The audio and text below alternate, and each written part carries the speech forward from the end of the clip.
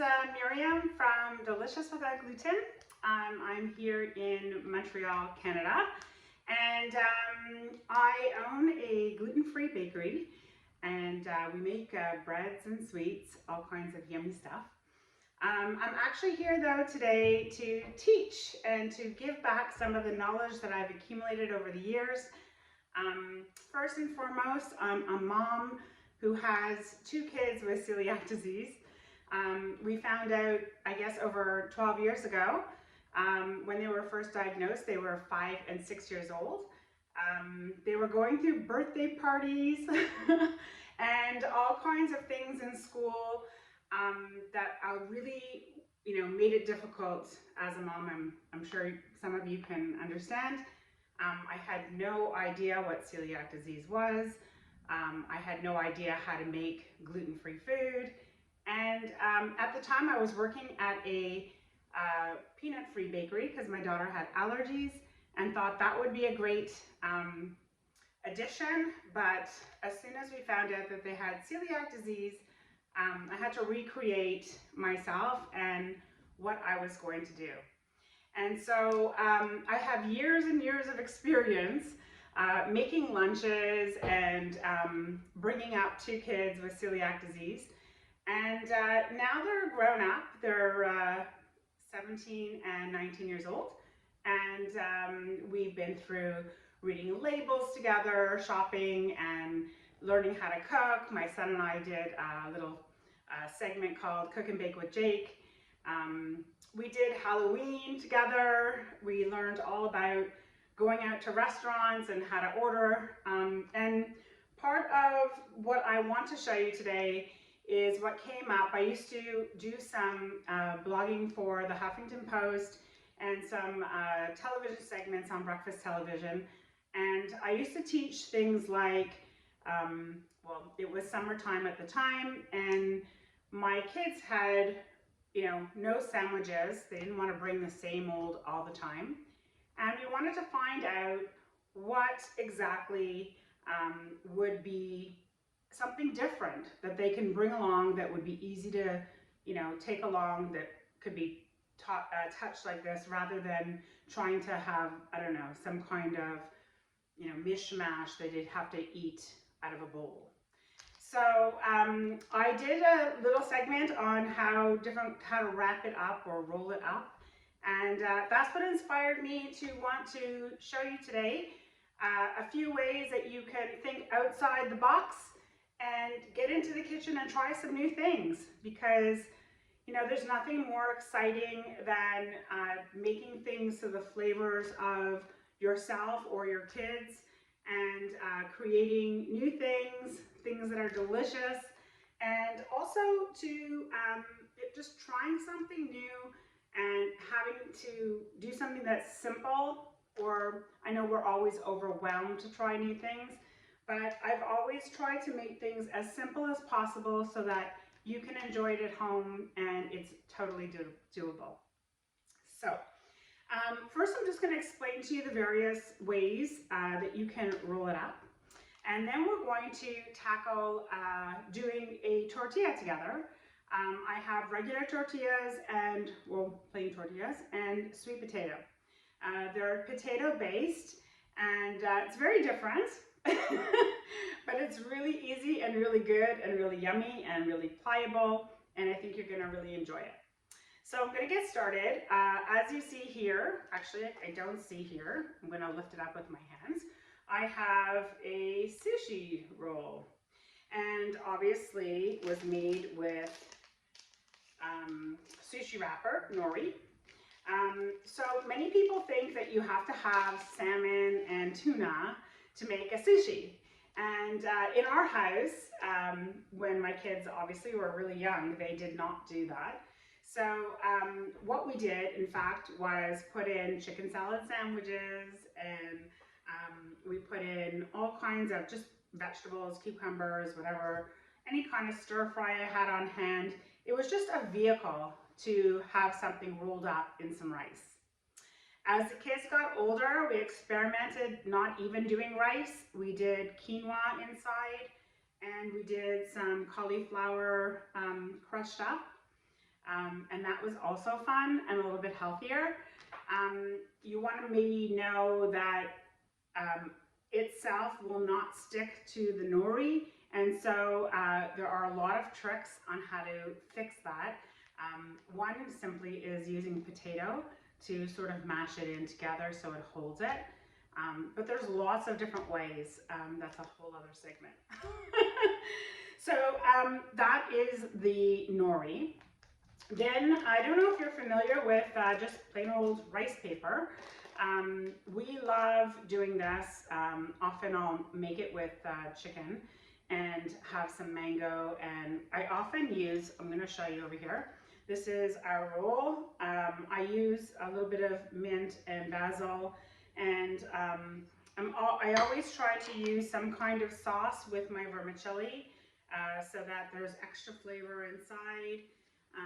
I don't know if you realize in gluten-free baking and cooking, often the things that we use don't have a lot of flavor on their own, and so there's need for lots of flavor to put right inside. So often I'll make them these little rice wraps, which also can be done with a variety of things inside. You can mash up some canned tuna, and you can, again, do the chicken or crispy beef. We love doing that. And also there's dipping sauces that can make things fun and exciting. And yeah, there is also, I would say, number 3 would be some kind of a lettuce wrap. I'm sure if you've been to like a P.F. Chang's, you'll see that they have these lettuce wraps. You put in some ground meat with some nice sweet sauce, honey garlic or something, and you wrap it inside a leaf. And there are lots of different leaves you can find in the grocery store that are made for wraps. I can't believe how easy they've made it for us. So those are some various ways that you can wrap it up. I've gotten into doing a lot of tortillas because wraps have become popular. And when you go to the store, the wraps that you buy, some of them are rice-based, some not, but they're fairly rigid and difficult, may not have amazing flavor. And I know it's just a vehicle, but I think texture and having something that is a little bit more flavorful would be great for Mexican night, or even again with anything that you want to put inside. So I am going to start, and just give me 1 sec. All right, so the recipe calls for, and this is the plain tortilla to start, 250 grams of mashed potatoes. So what I did is I used my steamer this morning, and I steamed some potatoes just like this. The peel is easy to take off once it's baked or cooked or steamed or whatever you're doing. I'm just going to put on some gloves so it's not messy for me. You might ask why I have blue gloves. We work in a factory, and the policy is to always wear a colored glove because you never know when it will break and fall into the food. So in the industry, we use colored gloves so that in case something does happen and it breaks, it actually doesn't, you can see it and you can take it out. So just security. I happen to have them here. So once it's baked, or I steam it, it's very easy to pull back the skin. So it's the potato, we're going to peel it so that we don't get it caught in my masher. There's lots of ways to mash potatoes. I like to prepare everything in advance, do all my steaming the night before, have them in the fridge so that I don't feel overwhelmed and I can just easily last minute do it. So I have some potatoes here. Now I can take off my gloves and continue. So these are my nice, delicious potatoes. This is my ricer. And before I put anything inside my ricer, I have a scale. So in gluten-free baking, I often will weigh things because I'm always in a rush and I don't really want to start measuring something inside a cup and then pour it off and do all that. And all the flours in gluten-free are very different in weights. And so sometimes just having the weight itself will make things go much faster. So I'm going to put my little mixer. We're going to use a mixer only because it's fast, but you could do this by hand as well. And I'm going to do what's called tearing the scale, which means it's just going to go onto 0. I have it on 0 grams. And now I'll know when I put my potato in how many grams it is. So first I guess I'll cut up my potatoes so they fit inside. And I just plunk it in. This rice masher is kind of cute. You just go like this and it kind of comes out. So that's kind of fun. So I think it's going to be around 2 full potatoes, but I'm putting them in halves right now. And we will, that's like 150 already. Almost 200. And I'll try another half. And there we go. I actually double and triple this recipe all the time. I'm looking for 250. Around. So that's around 250. There we go. So in my bowl, 250 grams of potato, mashed potato. And from there, I'm going to put 165 grams of all-purpose flour. Now, I live in Canada. I don't sell my all-purpose flour in the States. However, any all-purpose flour that you use for one-to-one baking, including the xanthan gum, is okay. In fact, if you are paleo or if you prefer other types of flours, you can do this with coconut flour or quinoa flour or whatever kind of flour you want to use, as long as there is some xanthan gum in it proportionately. And I can explain that as well if you're interested. You can ask the questions on the bottom. At the end, I will actually answer some of your questions. So I'm going to put it back to 0 so that I can calculate. And now I don't have to sort of measure. I can just sort of weigh this. I need 165 grams. So I'm going to pour it right in here. Let's see, almost.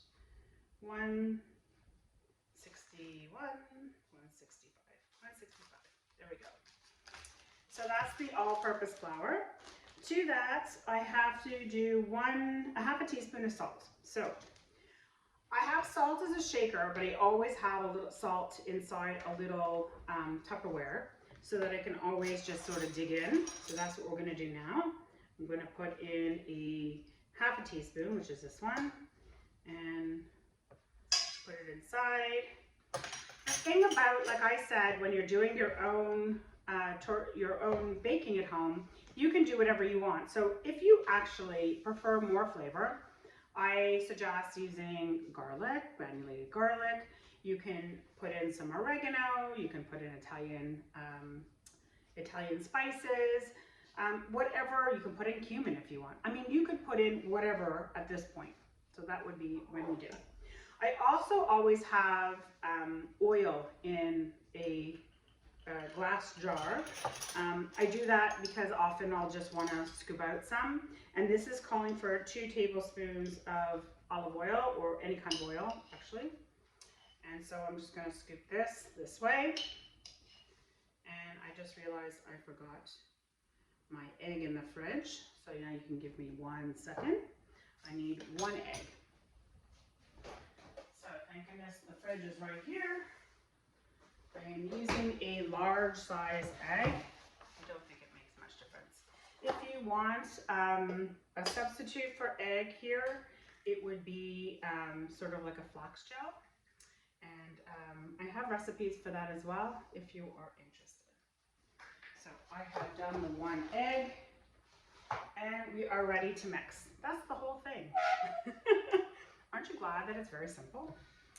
So I'm going to put this in. It's going to make a little bit of a noise, obviously, because we're using, oops, there we go. using the mixer, and I will show you when it's ready what it will look like, and then we can work together. I have a little bit of some water, just in case it doesn't clump up together. So I'm now going to put it a little bit higher, and I wish you could see what's going on here. Okay, let me just stop it and show you. It's not fully gathered together. It kind of looks all a little bit messy and chunky. So let's keep going. It's starting to come into a ball. If it gets too sticky and you add water at this point, it won't really, it will be too sticky to actually roll out. So I am going to keep it this way. There's no such thing as overbeating when you are working in gluten-free because there's no gluten. And now, just so I can show you, it's more clumped up. This is actually very good. So we're going to stop this, and I'll put this aside, and I'm going to bring out my flour. Again, all-purpose flour. If you run out of all-purpose flour, you can use any flour that you have. That's used rice flour, tapioca, whatever you have in stock. So I'm going to pull together this dough. Now, it came out in one clump. It is not sticky, but I'm just going to use a little bit of flour on my hands and try to knead it. So I'm going to knead it a little bit, just like so, until there are no separations in the dough. So it's nice and soft and fluffy. It's a really nice dough. I'm going to make it nice and round. See, it doesn't even stick to the counter. I'm using a granite table, a granite counter. But if you don't have that, you can use any other surface. It will not stick. You can use a sail pad or whatever you like to work on. It's fine. I like an easy, clean like that. So this is the dough, and again, I'm going to use a scale. I'm going to put it on 0. I usually think about doing about 100 grams for my tortilla. So when I sort of cut little balls of it, I sort of see around where I'm at. So that's around 100 grams, just like a ball that you can put into your hands like that. Okay? They can be bigger or smaller. One of the things that I like to do is keep this in the fridge for the week. Let's say I'll make this on Sunday, and then I'll cut pieces as I need them, because there's nothing better than something fresh, right? So let's say you plan on having Mexican night and you want to do some tortillas. So you would take the dough, make it on Sunday, either Sunday night, Monday night, Tuesday night, whenever you wanted to do your fresh tortillas. You cut your pieces and then you roll it up, put it on the pan, and it's done. Another thing though, what you can do is you can freeze your tortillas. And actually, this is one that I had made earlier from the freezer. It's actually defrosted about only 15 minutes ago, and it's still pliable. But the way that you would warm it up would be right onto the skillet. So I will bring you over to the skillet soon, but first we are going to use a little bit more flour and make this tortilla. I'm going to try to see if I can you see me here? Maybe if I move it down. I have my rolling pin.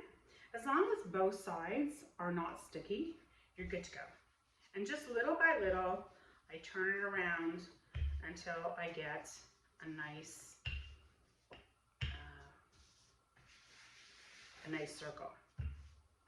I like them thin. So you can do as you like. The thicker that you go, the more it needs to cook, because you don't want the potato to be raw inside. And so that's why I like to do it thinner. Okay. And I have to be honest, I never really care so much about whether there's edges or no edges. However, if you like perfection and you want everything to be super clean and neat, you can use a cutter. So if you want them this size or this size, here, this is I think an 8-inch or a 6-inch. You can use a cutter and then you can clean up all the edges and it would be sort of like a perfect tortilla, as if it was made in a store. It's not necessary, but it is kind of nice to have. If you don't have a cutter, I wouldn't worry.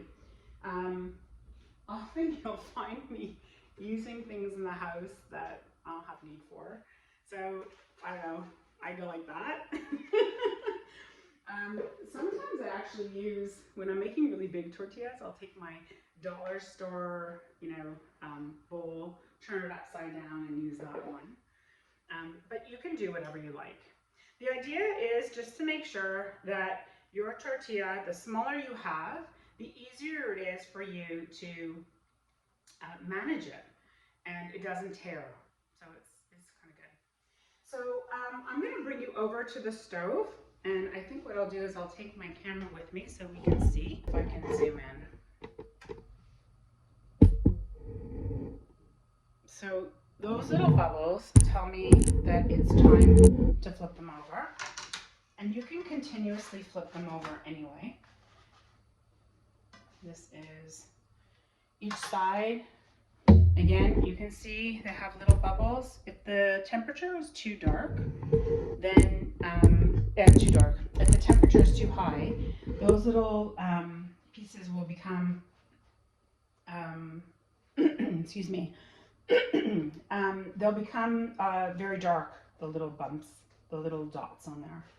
So you can keep flipping it over and over. It's starting to bubble.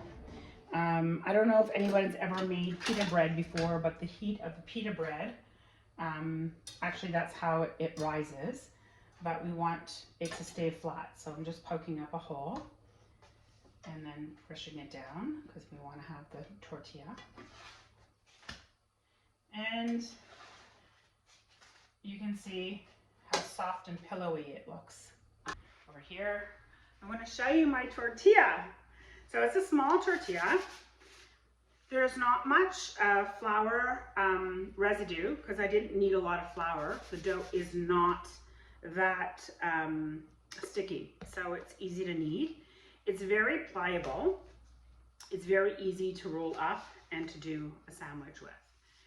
It stays that way. You can put one on top of the other, and it keeps really nice. And you just put a tea towel on them, and you just keep going through. Sometimes I make them really big, and it's hard to transfer them when you scoop it up like that onto the pan, but it's totally doable. I do it all the time. And it depends on, I would start small, and then as you get the technique down, then you can get bigger and bigger. So that is the regular tortilla. I'm going to come back, set up for the sweet potato tortilla. Okay, great. We're back here and we're ready to make the sweet potato tortilla. Recipe is a little bit similar, but you have the notes that you can download, the PDF that I've supplied you with. So let me look for 1 second. We have about 260 grams of the sweet potato to about 100 grams of the regular potato. So I'm going to take out some regular potato. Again, we're going to take the bowl, put it on the scale. I'm going to take some potato, again, a half at a time. Let me get my ricer straight. And it's at 0, and I'm looking for about 100. Let me just get a little bit more.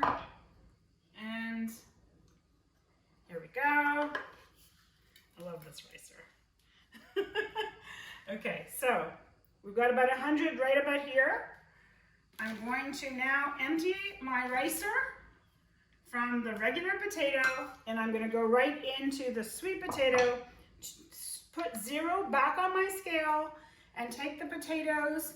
Now sweet potatoes are more mushy. So they don't really need to be riced. You can actually just mash them. But since I have my ricer here, I am going to put them right through. And because they have a higher water content, they don't need the egg. So this is actually a vegan recipe. Let me just get up to 260. Let's see where we're at. There we go. Perfect. Okay, so now we have our potatoes. We have our sweet potato, we have our regular potato, and we need some flour. So we're gonna put in 260 grams of the all-purpose flour, and I'm going to measure it right inside. Again, I put the scale back to 0. Make sure I tare it. And around 260, give or take. Let's see. There we go. And we have the salt once again, which I'm going to add to it just by half a teaspoon. Here we go. A little bit of salt for flavor. And at this point, if you want, you can just let it be, or you can do what I love. This is your time to add in whatever flavors that you want. So I put in a tablespoon of sugar, along with 2 tablespoons of coriander and some cracked pepper. I'd say about a half a teaspoon to a teaspoon. And sometimes I actually put them right onto the tortilla once I make the tortilla, but you can put whatever you want inside. So again, we're going to bring this onto the paddle and on low speed turn it. There is no egg again. Let's see how it goes. We have to check how it works with the moisture content. So not every sweet potato has the same moisture content, and the same thing for regular potato. So we're gonna go until it is all collecting, and it's starting to collect now. So let me just show you what the dough looks like. It's coming out to the edges. You see how it collects? And I'm going to remove my scale and put a little bit of flour down over here so I can use it.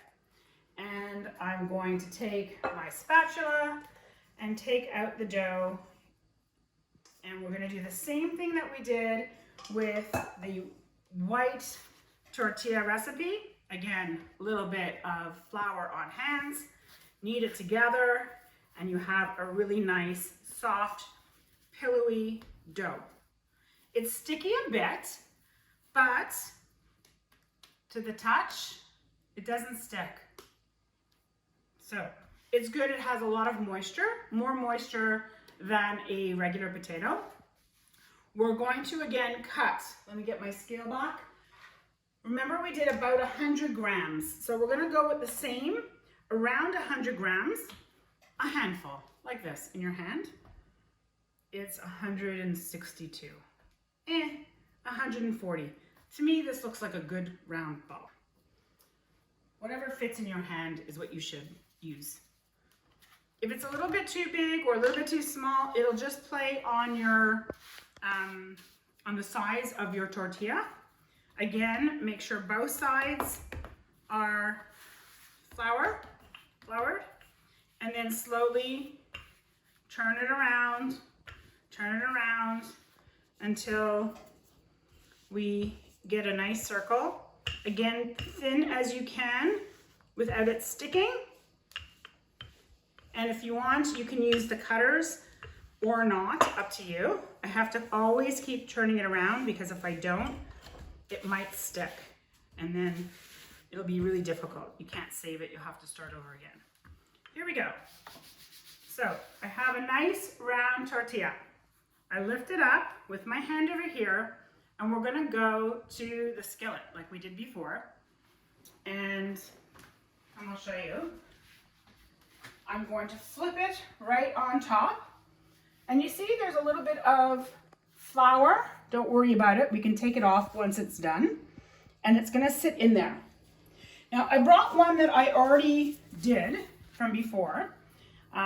It was on high, so we have our little markings of, a little brown markings, a little bit darker than the last ones that we did.